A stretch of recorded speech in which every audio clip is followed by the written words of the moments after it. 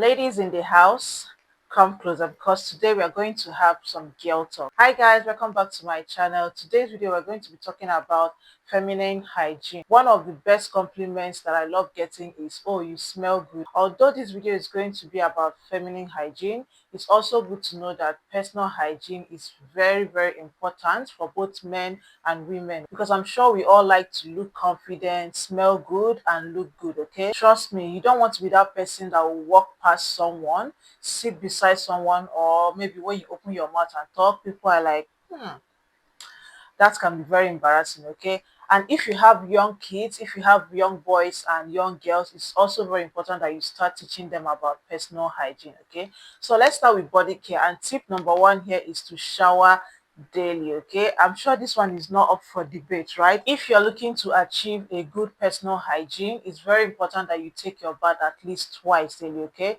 for me, I cannot do without having my bath twice daily, especially in the evening when I get back from work. Okay, taking an evening shower just helps you to stay refreshed. Okay, it also helps to eliminate any odor that you might have gotten from sweating during the day. Okay, make sure you're washing your underarms very well. Okay, because that's where the odor tends to come from, especially if you don't get rid of that sweaty smell. Tip number two, keeping the armpit hairs trimmed. Okay, hairs can harbor odor, it can harbor bad smell. Okay, no matter how well you wash your underarms, if the hairs are too grown, you just might be wasting your time. Okay, because it can harbor sweat, it can harbor odor, and before you know it, you just might not like the odor that will be coming out from there. Okay, so you can do this either by waxing or shaving, whichever one that works for you. Okay, so tip number three is one that I've been practicing over the years. Okay, and it has really improved my hygiene routine: using glycolic acid for your underarms. Okay, this is the one from The Ordinary. I'm sure a lot of you know because it's a very popular product. 3 years ago, when I saw this hack on TikTok, I thought it was just one of those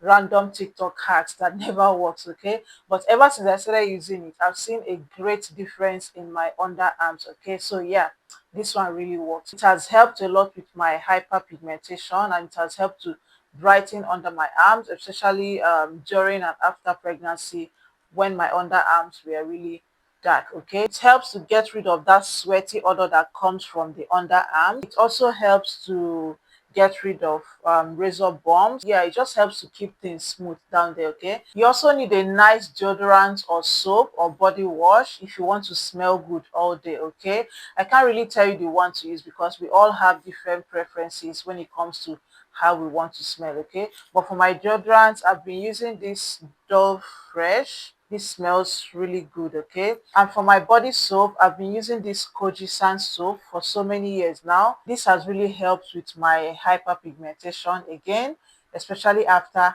pregnancy and childbearing. Okay, sometimes, especially in the evening, I also use the Dove soap, which smells really nice as well. Okay, so if you want to have that lasting fresh scent or fresh smell on your body, you should really invest in some body wash or soap or deodorant that has a very nice smell. Okay, still on body care, you need to moisturize your skin very well. Okay, I don't know about you, but for me, I cannot stand dry skin at all. Okay, I use this Palmer's cocoa butter body oil. Sometimes I alternate with the Aveeno body oil. Pro tip here is to apply the oil on your skin immediately after shower when your skin is still damp. Okay, don't wait for your skin to dry out completely before you apply the oil. Okay, because applying it when your skin is still damp will help to lock in the moisture on your skin. Okay, and then I normally go over it with my moisturizing lotion, which is Nivea. Sometimes I also just take a little portion of my moisturizer,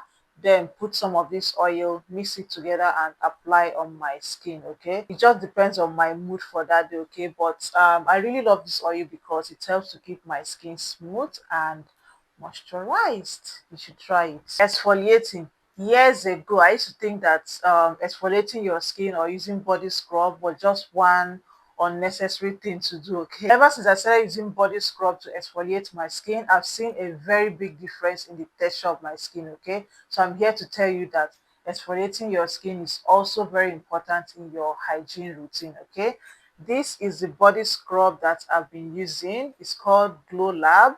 It has shea butter, it has coconut oil, and sugar. Okay, this body scrub is so good. It's gentle on the skin, and I use it 2 to 3 times a week. I exfoliate 2 to 3 times a week. Okay, nowadays I even shave my legs and sometimes even my hands. Okay, because I recently discovered that I cannot stand so much hairs on my leg or my skin. Okay, I normally shave once in a while whenever I notice that the hairs are getting too much. Okay, pro tip here. Let me give you a pro tip. Come closer. Exfoliate first before shaving. Okay, and then after shaving, make sure you apply your moisturizer. I usually go with the body oil that I just showed you guys, and if you do these three things the same day, smooth skin guaranteed. Okay, because any day I do these three steps at the same time, my skin is always so smooth. Now let's talk about vulva care. Okay, and vulva care simply involves washing the vulva daily, avoiding products that cause irritation down there, washing daily with warm water and unscented soap. Okay, it's also very important to pay attention to the folds and the groin area and wash them properly. Okay, avoid using any perfumes or sprays down there. Okay, because when it comes to vulva care, I feel like less is more. Okay, you do not need a bunch of products to care for your vulva. Okay, and it doesn't need to smell like flowers.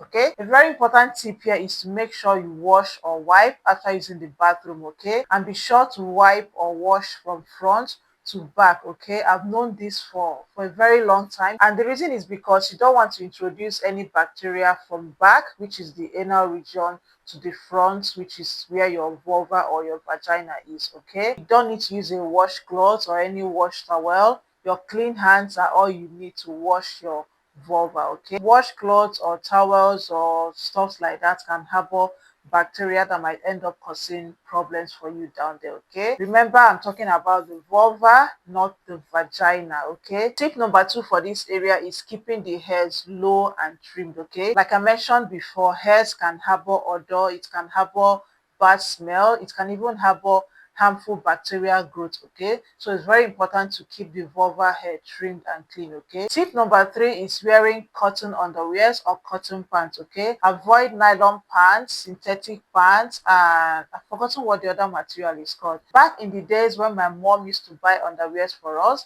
she would normally buy the cotton pants or cotton underwears, even though I didn't really like them that time, to be honest. But ever since I started buying underwears for myself, I would normally go for cotton underwear. I personally prefer cotton underwears or underwears that have the cotton crotch because they are breathable, they help to absorb moisture, they help to keep things dry down there, and they also help to reduce the risk of bacteria and yeast infections. Tip number 4 in this area is wearing pant liners. Okay, pant liners are thin absorbent pads that you wear in your underwears. Okay, they're basically thin versions of menstrual pad, or do I say smaller versions of menstrual pad, and you wear them just the same way you wear your menstrual pads. Okay, for me, pant liner is a very important item in my hygiene products. Okay, it helps to absorb vaginal discharge, it helps to prevent your underwear from getting stained, especially those unexpected period flows that comes at the beginning of your menstrual flow or towards the end of your menstrual flow. Now, let's talk about oral hygiene because a good oral hygiene is very important for healthy teeth and gums. Okay, and tip number 1 is brushing your teeth regularly, at least twice daily, with fluoride toothpaste. Okay, a good toothbrush and toothpaste is very essential for good oral hygiene. Brushing your teeth properly helps to remove plaque and bacteria from your teeth. Okay, it also helps to prevent gum disease and cavities. Okay, so it's really important that you are paying attention to your oral hygiene because you don't want to be that person that when you open your mouth and talk, people around you are just maybe closing their nose, because that can be very embarrassing. Changing your toothbrush at least every 3 to 4 months. Okay, as recommended by dentists, you should change your toothbrush every 3 to 4 months. Okay, or even sooner, especially if you notice any signs of wear and tear from the toothbrush. Don't be using toothbrush and the bristles are so scattered and you're still using it. No, it's time to change it. Okay, think about it. Using the same toothbrush every day, sometimes twice a day, for 3 whole months. Come on now, it needs to be changed. Brushing the tongue properly. Okay, food particles or food residues left in the tongue can cause bad breath and mouth odor. Sometimes when people have mouth odor, it's not because they're not brushing their teeth properly. Okay, it's probably because they're not paying attention to brush their tongue properly. And for my tongue, I normally use this other part of the Oral-B toothbrush. It has some texture to it and it gets the job done. Okay, it's actually designed to brush the tongue. Okay, I've noticed that using the toothbrush alone does not get the job done. Okay, I wish I knew this several years ago when we just used toothbrush to brush our tongue and we'll be on our way. No, that doesn't get the job done. Okay, using a mouthwash, this is another very important step in your oral hygiene. Okay, if you're looking to achieve a good oral health and you've not been using mouthwash, I highly recommend that you consider adding it to your oral hygiene. Okay, mouthwash helps your mouth to feel and smell fresh. Okay, thereby preventing bad breath. Okay, and I prefer this one by Colgate because it doesn't have alcohol or ethanol. Okay, alcohol free. I tried Listerine one time, which contains alcohol, by the way, and I couldn't even keep it in my mouth for less than a second. Okay, it was so hot that I ended up spitting it out. So I felt like I didn't keep it in my mouth long enough to get the job done. Okay, so that's why I switched to this one. We've been using it for years now and there's no going back. So make sure you get yourself a good mouthwash to add to your oral hygiene routine. Okay, so the last and final tip for today as regards to oral health is using dental floss. Okay, this is also another very important step when it comes to maintaining a good oral hygiene. Okay, regular flossing can also help to reduce gum disease and bad breath by removing food particles and plaque that form along the gum or teeth. Okay, you know those food particles that get stuck somewhere in the teeth, those areas that your toothbrush cannot get to. Flossing is the one that will get the job done. Okay, because if you keep leaving those food particles to accumulate there, over time it's going to cause bad breath for you. Okay, so the dental floss I have here is from All Smiles and this is what it looks like. Okay, so you can bring this part out like this, but this is the most important part. This is the part that I use very well. This part that has like a thread. So you put it in between your teeth and you pull it up and it gets out whatever that is stuck in there. Okay, this is way better than the regular toothpick because even with toothpick, there are still some food particles in your teeth that you might not be able to get out. Okay, but you see how thin this one is and this other part, yeah, it will really get the job done and to help to get out all those food particles that are hiding somewhere in your teeth. Okay, so if you've not been using dental floss, you might want to consider using them. Okay, because it's very important in your oral hygiene and your overall feminine hygiene. Okay, okay. All right, guys, that's it for today's video. Please let me know in the comment section if you've been practicing any of these things that I mentioned today or if any of them are new to you. Okay, please share with us in the comment section as well if there's any other feminine hygiene tip that you've been practicing which has really been helpful to you. Okay, because we learn every day and we do better when we know better. Okay, thank you guys for watching. Don't forget to like this video, share this video and subscribe to my channel, and I'll see you all in my next video. Bye.